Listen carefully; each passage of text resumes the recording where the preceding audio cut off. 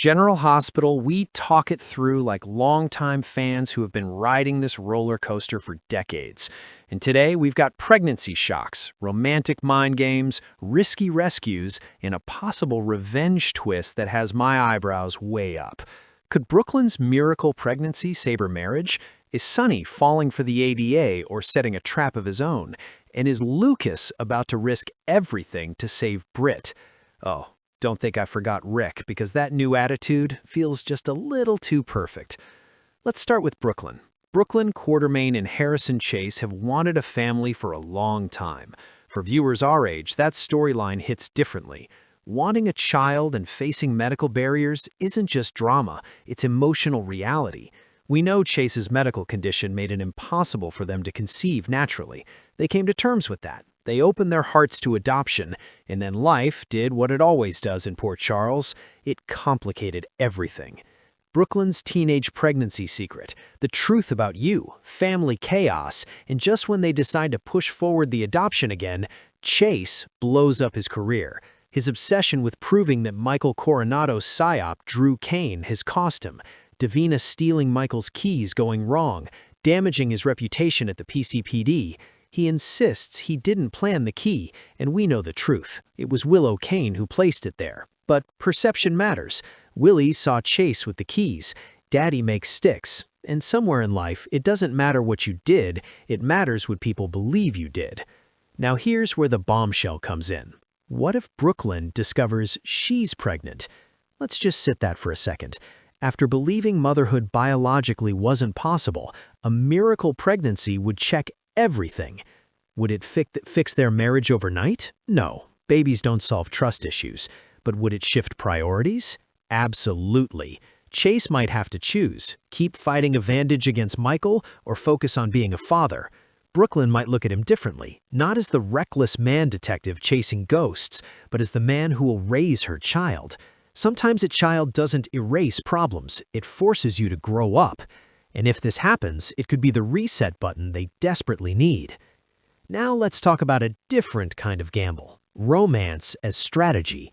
Sonny Coronados and ADA Justine Turner are heating up. First, this flirtation has been simmering for months. She's made it very clear she wants Sonny behind bars, life in prison ideally. And yet, she flirts. She does small legal favors. She softens just enough to keep him engaged. Is that attraction or strategy? Sonny has history with women on the other side of the law. He has been involved with the prosecutors before. He even shares a daughter with Alexia Davis. This isn't a new territory for him.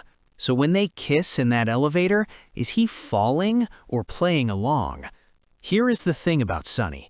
He understands power dynamics. He knows trust can be weaponized.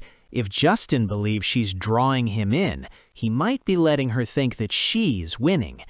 But what if they both underestimate each other? What if real feelings creep in? Because once emotions enter the courtroom, logic walks out. And Jordan is already watching closely. If she suspects Justin would hesitate to prosecute Sonny because of feelings, that's explosive. This could either be the beginning of a real love story or the most dangerous game Sonny has played in years. Now let's move to Spoon Island, because that's where things get deadly. Lucas Jones stepping up to save Britt Wisbone was not on my bingo card, but here we are. Britt is being controlled. Her Huntington's medication is being withheld unless she cooperates with Sidwell and Ross Collum. That's not leverage, that's cruelty. Lucas overheard enough to know she's in danger, and instead of running, he stays. That tells me something about Lucas's character. He may not always be bold, but when it matters, he shows up.